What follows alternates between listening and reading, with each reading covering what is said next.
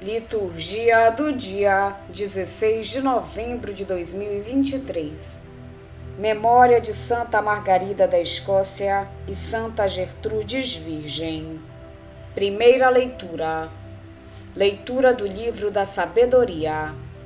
Na sabedoria há um espírito inteligente, santo, único, múltiplo, sutil, móvel, perspicaz, imaculado, lúcido, invulnerável, amante do bem, penetrante, desimpedido, benfazejo, amigo dos homens, constante, seguro, sem inquietação, que tudo pode, que tudo supervisiona, que penetra todos os espíritos, os inteligentes, os puros, os mais sutis.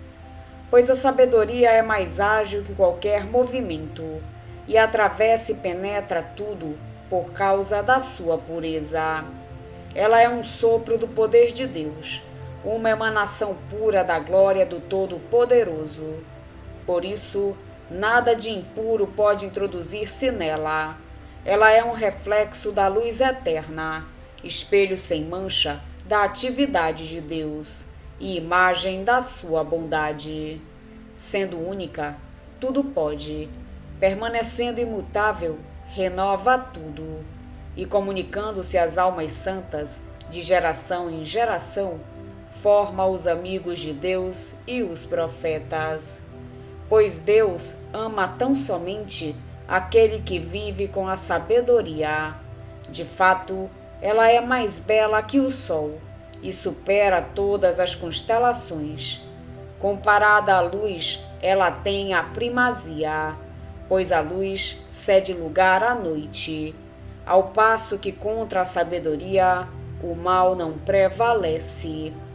Ela se estende com vigor de uma extremidade à outra da terra, e com suavidade governa todas as coisas. Palavra do Senhor. Graças a Deus. Salmo responsorial é o de número 118. É eterna, ó Senhor, vossa palavra. É eterna, ó Senhor, vossa palavra. Ela é tão firme e estável quanto o céu. De geração em geração, vossa verdade permanece como a terra que firmastes. É eterna, ó Senhor, vossa palavra. Porque mandastes, tudo existe até agora. Todas as coisas, ó Senhor, vos obedecem. Vossa palavra, ao revelar-se, me ilumina. Ela dá sabedoria aos pequeninos. É eterna, ó Senhor, vossa palavra. Fazei brilhar vosso semblante ao vosso servo, e ensinai-me vossas leis e mandamentos. Possa eu viver e para sempre vos louvar, e que me ajudem, ó Senhor, vossos conselhos. É eterna, ó Senhor, vossa palavra. Segunda leitura. Leitura da carta aos Efésios. Irmãos, eu dobro os joelhos diante do Pai, do qual recebe o nome toda a família, nos céus e na terra. Que ele vos conceda, de acordo com a riqueza da sua glória, que sejais cheios de força pelo seu Espírito, para que se robusteça em vós o homem interior, que Cristo, pela fé, habite nos vossos corações, que estejais enraizados e alicerçados no amor, para terdes a capacidade de apreender com todos os santos qual a largura, o comprimento, a altura e a profundidade, a capacidade de conhecer o amor de Cristo, que ultrapassa todo o conhecimento, para que sejais repletos até receberdes toda a plenitude de Deus. Palavra do Senhor. Graças a Deus. Evangelho de Jesus Cristo segundo São Lucas. Naquele tempo, os fariseus perguntaram a Jesus sobre o momento em que chegaria o reino de Deus. Jesus respondeu: O reino de Deus não vem ostensivamente, nem se poderá dizer: está aqui ou está ali, porque o reino de Deus está entre vós. E Jesus disse aos discípulos: dias virão em que desejareis ver um só dia do Filho do Homem e não podereis ver. As pessoas vos dirão: ele está ali, ou ele está aqui. Não deveis ir nem correr atrás, pois como o relâmpago brilha de um lado até o outro do céu, assim também será o Filho do Homem no seu dia. Antes, porém, ele deverá sofrer muito e ser rejeitado por esta geração. Palavra da salvação. Glória a vós, Senhor. Na primeira leitura, o autor desenvolve a personificação da sabedoria, tecendo o seu elogio. Descreve-a servindo-se da sucessão de 21 atributos, número simbólico que exprime a perfeição absoluta, enquanto é obtido pela multiplicação de 7, número da perfeição, por 3, número da plenitude. No Novo Testamento, alguns releram essas características, atribuindo-as a Cristo. Pensemos, por exemplo, na perspicácia do Apocalipse, no poder do bem, nos Atos dos Apóstolos, e na filantropia da carta a Tito. O autor evidencia a origem e a natureza divinas da sabedoria, utilizando quer a terminologia bíblica, quer a terminologia filosófica. Os termos sopro, irradiação, reflexo exprimem, mesmo que com diferentes acentuações, a origem e a consubstancialidade a Deus, enquanto os termos espelho e imagem indicam a identidade da natureza, na distinção. Finalmente, trata-se da atividade da sabedoria, seja na formação de amigos de Deus e profetas, seja na criação, renovação e governo de tudo com bondade. O espírito de sabedoria, na teologia posterior, informará a ação de Cristo, cujo primado na criação será lido com as mesmas funções aqui indicadas. A nossa própria existência, iluminada pelo escândalo da cruz, será apontada como sabedoria de Deus. Na segunda leitura, depois de ter anunciado as maravilhas de Deus, Paulo irrompe numa oração vibrante de amor. Ajoelha diante do Pai, origem de toda a paternidade no céu e na terra, e pede-lhe que os efésios sejam fortificados interiormente pelo Espírito Santo. No fundo, pede para eles uma fé robusta, para que Cristo habite nos seus corações e, desse modo, cresça neles o sinal típico de pertença a Cristo, a caridade. O apóstolo sabe que só quando estiverem enraizados e alicerçados no amor, em comunhão com os outros crentes, serão capazes de compreender a largura, o comprimento, a altura e a profundidade daquele amor que ultrapassa todas as categorias humanas. Assim é, porque é de Deus, e só com a força de Deus podemos realizar a nossa vocação, receber a plenitude de Deus. Com entusiasmo, Paulo louva a Deus, porque é capaz de realizar maravilhas muito maiores do que possamos pensar e desejar.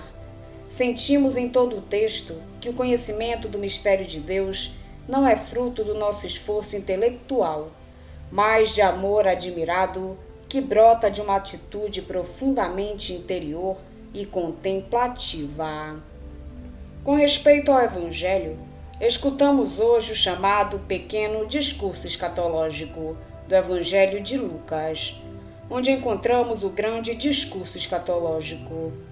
Trata-se de um breve e mais intenso ensinamento de Jesus, provocado por uma pergunta dos fariseus acerca do tempo em que há de vir o reino de Deus. Jesus não condescende com a miopia espiritual, nem com interesses egoístas. Por isso não dá uma resposta exata. Não veio para satisfazer curiosidades. começa por se exprimir de modo negativo, para que não caiamos em ilusões, mas aprendamos a discernir situações e pessoas que possam hipnotizar a nossa atenção ou desviar a nossa fé. Como verdadeiro mestre, alerta-nos para possíveis desvios e indica o caminho que devemos seguir. Mas há duas afirmações positivas neste discurso de Jesus que devemos notar. Primeiro, fala do desejo do crente em ver um dos dias do Filho do Homem, que todos havemos de sentir e que ele quer satisfazer.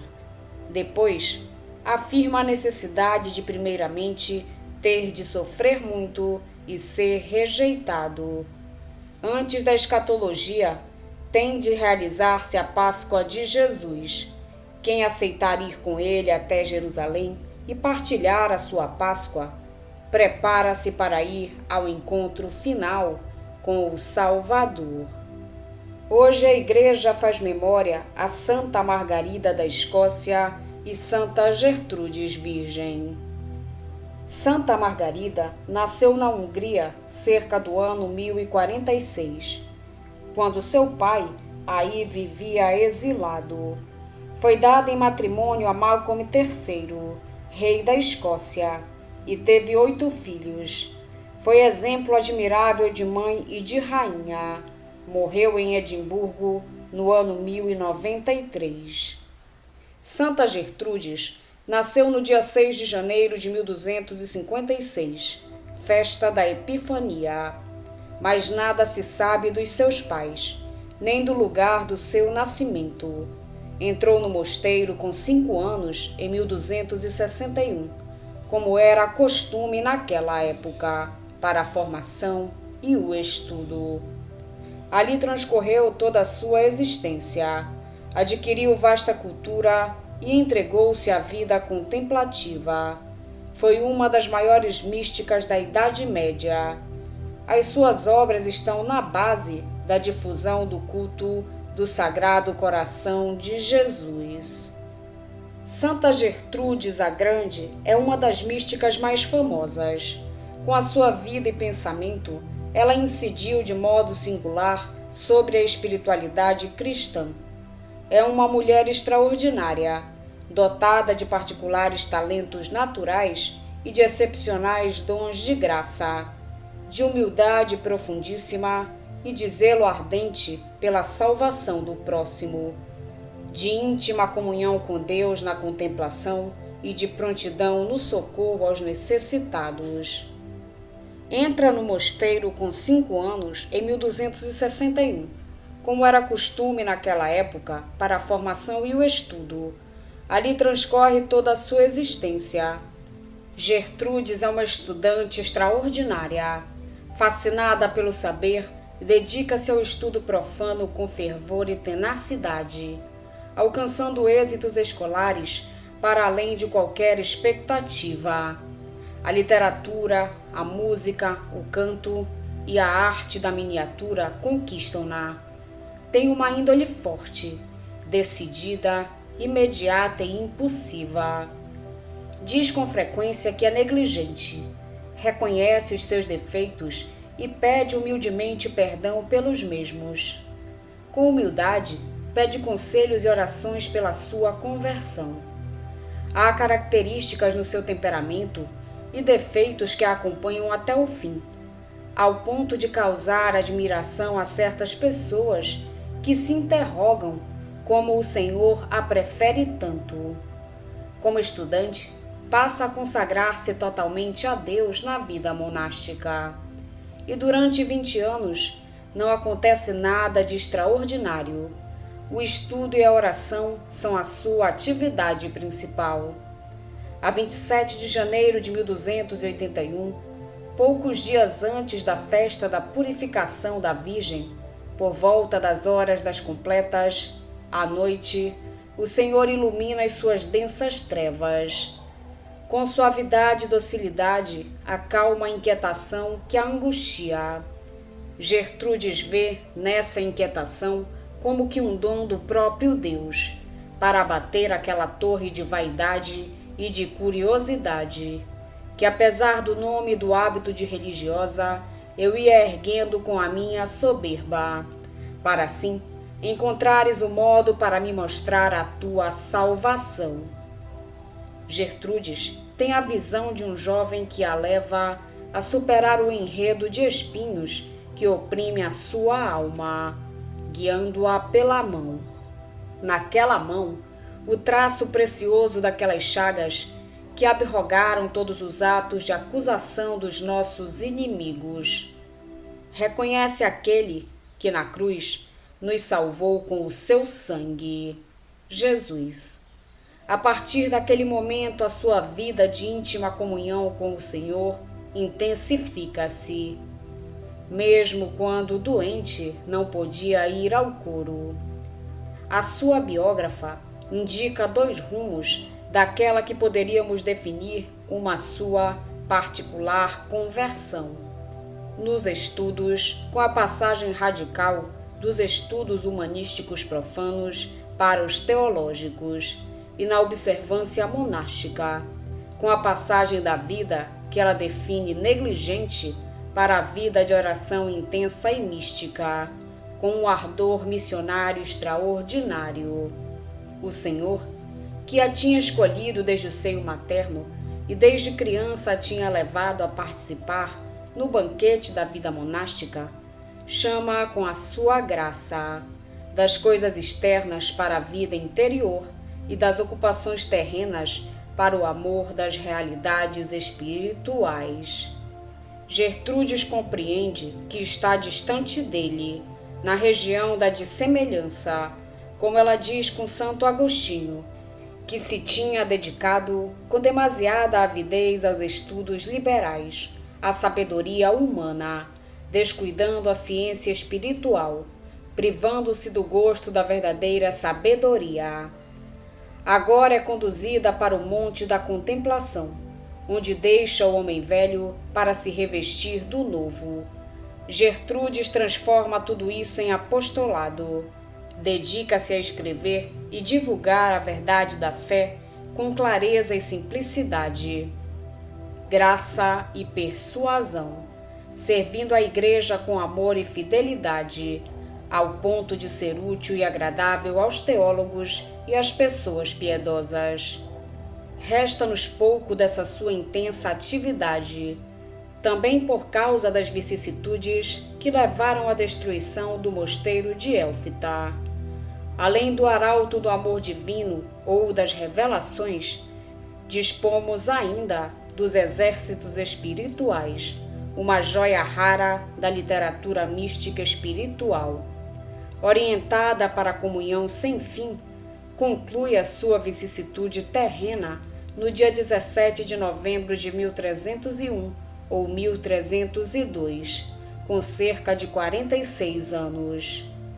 Extratos da catequese do Santo Padre Bento XVI, na Praça de São Pedro, a 6 de outubro de 2010. Vamos pedir a Deus que nos auxilie no dia de hoje para que possamos permanecer na sua santa vontade. Pedimos também a intercessão da Virgem Maria, de Santa Margarida da Escócia e Santa Gertrudes, e todos os anjos e santos de Deus.